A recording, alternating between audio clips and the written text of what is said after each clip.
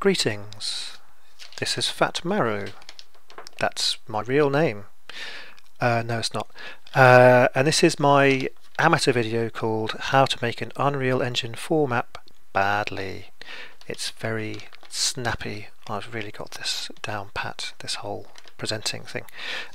So I used to make maps back in the day, 15 years ago or so, for the Unreal Tournament engine. Back when that was cutting edge and the white heat of technology, it was more sort of brown, I guess. And I made the most shoddy levels possible, and it was great fun. The first one I made was of my workplace, and everyone shot people in the face in my workplace, and this is the kind of thing you get on watch lists for saying. But anyway, it was good fun. Didn't work terribly well. I enjoy bashing things together, but I wouldn't describe myself as an artist, not in the arty sense anyway. Maybe piss artist? No longer. I am a sensible person after it was 15 years ago. I can't believe it. Anyway, so I recently jumped back into mapping after I heard about this game called Ground Branch. This video will be watched by 3 people, possibly as far as this, and they all play Ground Branch, I think, so there's no point me explaining what it is. But anyway, realistic tactical shooter with emphasis on shooting in the face. I think I mean no realism, but not so much realism that it's boring. So there we go. So I jumped back into it. A lot of things have changed, like you have so many more polygons. You actually need to have some talent to make things look good with them, because it exposes your creative limitations sharpish. I respect and understand my own creative limitations. Let's move this around. Ooh, it's a video, not just an audio track. But I still enjoy making maps, and what I want to do is make maps for games as add-ons that hopefully people will want to play because they're fun and they are realistic enough to create the sense of being in a place even if the edges are rough round the edges. I hadn't thought that one through.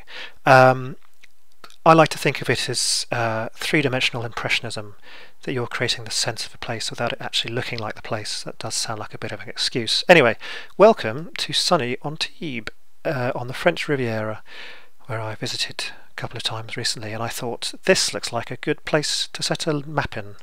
And by map I mean level, and by level I mean game level, and if I, well, you know what I mean, or else this will be really boring to you, this whole video. So it's got a lovely old town, whee! And that's just Google's algorithms making everything look blocky and rubbish. So I thought I could do better and make my level a better kind of blocky and rubbish. So Street View is a wonderful thing. Anywhere you've got to take pictures of, or can't remember what it is, you can have a look around. This is a square. It's actually changed since the car went through here, because the cars can't go through here anymore. So it doesn't look like that anymore. But anyway, it looks enough like that, and here's my level. Work in progress, but as you can see, it's, you know, not a million miles away. There's a bit of crap from a light map issue, which I haven't even begun to try and optimize. So what am I trying to achieve in this video? I'm trying to introduce myself to those people who may be shooting me in the face on Ground Branch testing, and also to try and give an idea to anybody who is considering taking up level design but thinks they're a bit rubbish, or is doing so and is starting to realise they're a bit rubbish. Well, you're not rubbish, you're a wonderful person, but maybe you haven't quite got the artistic ability to make things shine. Well, I try and make things look realistic-ish through bloody hard work rather than necessarily inspirational good work, but it probably comes down to the same thing at the top levels. Anyway, so yeah, so where to begin? So I use a few things to make levels. There's the Unreal Engine editor, which is alright. It's got a lot of nice things. Not the things you wanted or needed, but a lot of other nice things you can play around with. I use a package called Lightwave. I don't know, yeah, I mean, nobody uses it because basically doesn't do it very well for Unreal Engine or any games. I don't know what it's used for, to be honest, because other stuff, maybe higher res stuff like animations, got some stuff in it. Apparently it's very easy to model in compared to other things, but the user interface was designed by a space alien with 13 fingers and no sense of shame. So it takes a while to, you hold down Alt to look around, and Alt and Control to do that, and Alt and Shift to do that. Just forgive my language. Why the fuck can't they make a decent interface for any 3D package? I don't know. Anyway, that's done. So that's what I'm working with. So I'm doing this the hard way. This isn't how Unreal Engine's supposed to be. It's supposed to be easy, and you make your static meshes and you stick them together and it all works. However, I'm trying to make, jumping back to Unreal, I'm trying to make a very big, showed you my underwear, a very big level that roughly covers, maybe not that bit over there, but that covers at least the old town, with these bits that are laid out with these exciting white walls. And I've spent too long on this already, and it's not rightly finished, but I'm getting slightly faster as I go on. And that's a lot of stuff to draw. That's my excuse for not doing amazing detail on all the things. I just want to get it done and look enough like a building that it's going to pass muster for the Impressionist test. Most of it's just sort of hacking together stuff with default materials of different colours, a bit of texture, but basically it's not fooling anyone. I might hopefully have a pass with some decals, I never know how you pronounce it, to dirty it up a bit. I like to dirty it up a bit. Yeah, that's not convincing, is it? And with a few textures taken to give it a bit more of a sort of, that sort of vibe on the key landmarks. So the thing with doing a level as an add-on for a game is that you have a big constraint on space, mostly, I would say. I mean, it's got to run, and it's got to be fairly forgiving compared to the main levels, because you want people to download this and play it, and if it's just too slow or it's just too big, who's going to bother? So my goal, having done a couple of maps in Unreal Engine 4, is to get the texture size down. That's really where the size builds up. And you can see some amazing things in the Unreal Marketplace with 4K textures, 4000 by 4000, well, and 96. And they look amazing. And, like this wall, my god, how horrible is this? It's not a finished wall, and there's a horrible light map thing there. But, I could have built a lot of detail. I could have got a 4K texture and scaled it nicely, and it would look amazing. But that would be 20-30 megs of my budget gone. Adds up real quickly. So that, I think, was it might be 1000 by 1000, well, 1024 by 1024, forgive me if I miss off the odds and sods, which is a couple of megs with a normal map as well, which it hasn't got, I think, actually. Pardon me. Oh, pardon me. I also burp, so that's something to look forward to. I've had a lot of canned drinks today, really, or sodas, as you might know them if you're not from where I live.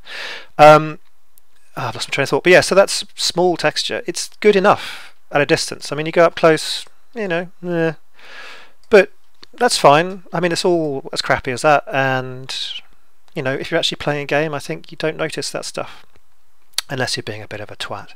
Okay, so the garage, again, everything's a little bit blocky. That's a 512 by 512 texture, and these are speed trees, which, well, I'm sorry, I did tell you it was coming. So these look absolutely horrible because I've put them in the foliage editor, and so they're all drawn at once in a very optimized way, but they look like shit. They've got horribly small light maps, because if they don't have small light maps, A, your map size gets big again, and B, be on a certain size. Sorry, this is like a body noise generator stream or something. If they have too big light maps, it just basically doesn't work, because Unreal is delightful like that. I'm considering making these dynamically lit. There may be a performance cost, there may not be, because occasionally the lighting breaks and they get dynamically lit, and actually they look fantastic.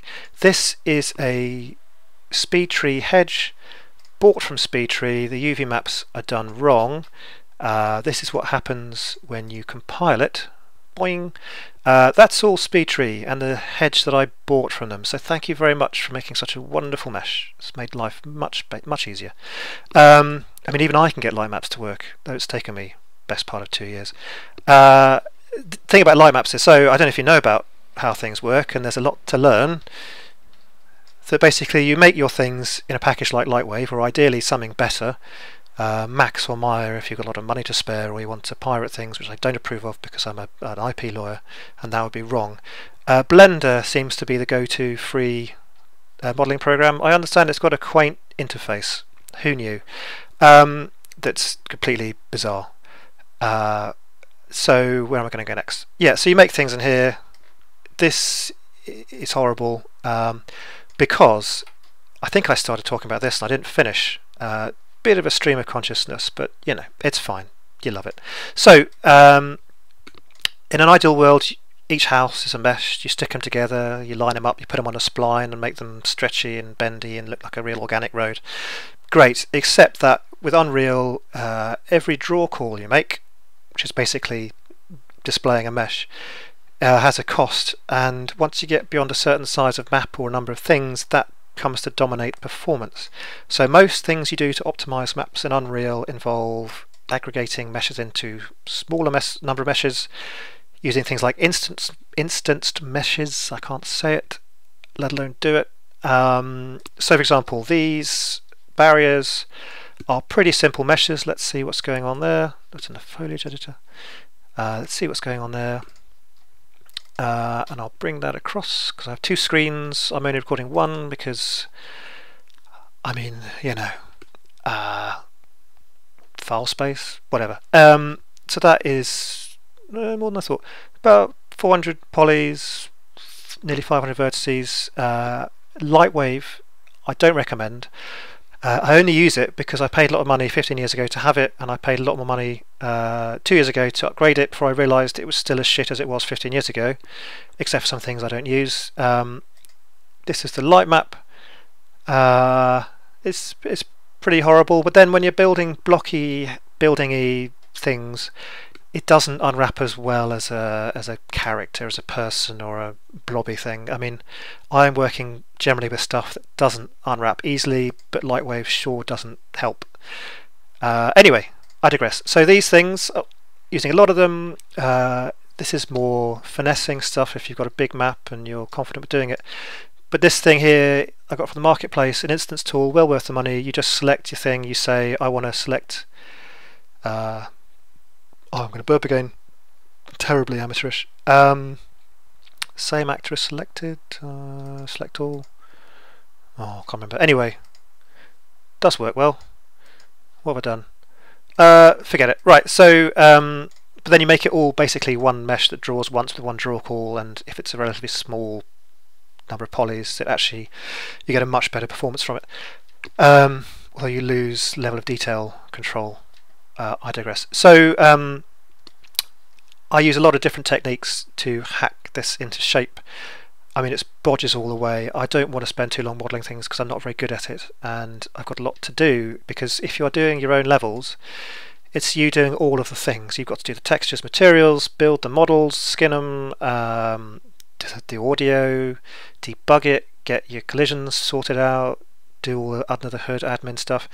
There's a lot to do. It takes a long time, so I am not going to get bogged down in anything because I don't have the time to. I want to finish my levels. Some stuff I got in from the marketplace. The cars I bought in from a place called Turbo Squid, where you pay a bit of money to get a model and a texture. It's not limited to Unreal. Oh, what am I dragging? What am I dragging? Go away. What? Yeah, what was that? I don't know. Well, anyway, and that's, you know, cost a bit of money, but I sure don't want to have to draw any cars because I'm not good enough to make a good or consistent set of car models. I mean, these have their flaws, but I had to tweak them. I couldn't just drop them in, so rather than being a single texture, I then split it out, duplicated the window areas, gave them a separate window texture that is only translucently visible where there is no body, made the body mask out the window area, so it's drawing two sets of things there, but you get that translucent window rather than just an opacity thing. And oh, that's okay, that needs a bit of work. I cleaned up some of the textures, not all. That's a remnant of a bit that was left. I made it just a straight translucent tinted window texture. The body is shiny in certain ways, the tyres are shiny in different ways, so that's a different material. So now I'm more familiar with the materials processes. I just bodge these things up. So to give you an example, I know that's a copy of a master template. Meshes, no, I want materials. Oh, I'm getting confused now. It's in the same place. Masters. There's not a lot. You start off making a structure for things when you start off in Unreal, and then I'm in my third map, I think, and I deeply regret my structure. But there we go. So sometimes the materials are buried within the meshes, and sometimes it's separate, and there's textures somewhere else, but not always. So masters. So the that's the glass. That's the body. So this is how I do my materials, because I'm trying to keep the texture count down. Apart from anything else, I have a single texture. It's got a transparency field, which basically, let's have a look at that.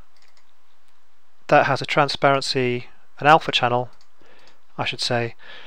It just has that, and from that information with a sort of full, like a 1 value for the brightness everywhere and a sort of halfway value for that, I turned that information with different simple operations to bodge out my roughness, specular, metallic, and opacity mask components.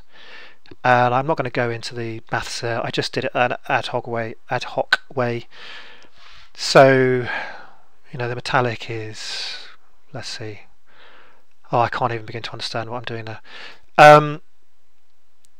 Yeah, I can't. Yeah, I'm not going to close it. Go away. So and then I've also bodged it to put on license plates, and I found a way to do that. So I've got materials for the license plates. I made some French ones. I could have UK ones. I now regret doing that. Was it that one? Oh, hang on. Sorry, I don't want to get that wrong. So I've got 4 different plates to cycle between. I think more than 4 was not necessary, and everything is let's just, I can't find it. Where's everything gone? There we go. Right, so no. Oh, I'm trying to good lord. Yeah, I'm sorry, I'm here. I'm trying to find where the texture is for that. Give up. But yeah, so a lot of time just gets into learning material stuff and bodging things from a small number of textures. That works for me. And so the overall approach is some textures take longer to make than other ones. This one was a case of extracting a texture from 3 photographs from different angles. So I had a picture from there, which was low res. I had a picture from there and one from there, and I didn't get all the details in all the pictures. That kind of stuff. Then I had to mask off that balcony and clone in stuff. So sometimes it's quite involved. Sometimes it's just a case of let's see if I can find something in Photoshop. So here's actually something I found on the internet. So this is a case of I found a. Oh, I'm just gonna cheat and see if I've. No, well that would be too easy. So here is my reference of photos from Antibes. So I wandered around with my camera and I took pictures of everything I could see with signs I might want to copy, sort of views to get a feel for the street, shop fronts. So a texture, I'll probably just crop that out. Using a perspective crop, you just match the 4 corners, then you get a sort of planar thing of that. That works quite well normally. You have to fill in a few bits where things overlap it. Just detail shots from Antibes, and I've used a lot of these in different ways, and I sometimes pull off textures from unlikely photos. Yeah, anyway, there was a photo of a fish shop, poissonnerie. Yes, I also speak French badly also, and I cropped off the sign. I duplicated it a bit and rubbed out the words because I thought I might be using that for the top bit of a canopy, but in the end I didn't. And I went to my Lightwave model. I imported the texture I made, and I did various things to map it onto this. I then chopped up my simple square to allow me to tweak the bottom and then to give it a bit of a wave so that it looks more like it's, you know, a 3D thing. It's a crude model, looks a bit rubbish to be honest, but you know, that's nasty. But from a distance it's, well, let's see in game. Mouse work. Oh, and there it is in game. I pulled in the material into Unreal. It's fairly horrible, but you know, if you go away. If you are just looking along the street, it's good enough. You know, I mean, there's horrible light map stuff there that's not finished anyway. But you know, I just want to have to feel like being a street, so you don't. Your eye's not going to look at the Poissonnerie sign while you're shooting somebody in the head from over there. But it won't. I want it to not pull you out of the realism. And obviously that's not finished, but it's slowly coming together. And you know, you can wander around these streets. There's things that need to be tweaked. The light maps are horrible. This texture needs a redo. That normal map is horrible. You know, we come back to here. That's one half of the street done. The other side is, I think, some sort of modernist white construction by Corbusier. I don't know. You know, every little bit of this is horrible, and you know, I used to even square off the edges there, but it just makes it so much harder to texture and do the light maps. And my God, what's happening there? Okay, so there's a bit I've obviously done something to deleted that for some reason. But you know, hopefully it'll all kind of work out. So that's just a quick overview of what I'm doing. So my workflow is, to sum up, Unreal Engine to put it together. I do work getting the materials to look a bit better. The modelling happens in Lightwave, but you would probably do it in Blender. If you're going to start something from scratch, for God's sake, start with Blender, not this. This also costs a bit of money. Maya and Max costs a lot of money and do some kind of bullshit subscription thing, so yeah, whatever. And I have Photoshop because I did a lot of photo stuff. I do this to do all sorts of stuff. I mean, usually I put something in a alpha channel, maybe a roughness map, or you know, or a height map, and I can use a height map to generate a normal map. It's a bit slower than just a normal map, but it's doable. You know, there's things you can do there. What I also really recommend is this thing called Crazy Bump, for another time perhaps, but this is an awesome bit of software. Just, I'll save that for later. I use Lightroom, which is a bit excessive for amateur use, because I'm also a photographer. So I have this anyway, and this is for managing my photo stuff. You can tag stuff up. I mean, you can do a whole lot of stuff to the photos. I don't overdo it. You can also tweak stuff in Unreal. You can change the contrast and the levels. There's other things you can do with this. You can do a limited bit of retouching, but I do that in Photoshop, to be honest. You know, I think that's roughly about it. So between that, I make the textures, I make the materials in Unreal, and I make the models in Lightwave, and I spend the vast majority of time in Lightwave. Just slowly, you know, doing stuff like just, whoa, where's it gone? Just cutting and pasting blinds. I've done a few different kinds of blinds on different kinds of things, and you know, you can just do that sort of thing, and maybe a bit more variety. The next one will be different, and I generally base it on the reference material I have, which also involves mostly street map. And so if I zoom out, whoop, I can use this view to try and get the feel for the heights of the buildings, and I'll zoom in to that bit to get a feel for the actual structure of the buildings. So maybe I'll make the shutters open there. I mean, I don't have to follow this slavishly, it just helps to make it look varied, because I haven't got that good an imagination, because I'm not that good at level design. That's a different Poissonnerie sign, but you know, it's near enough. I'm making most shops shut.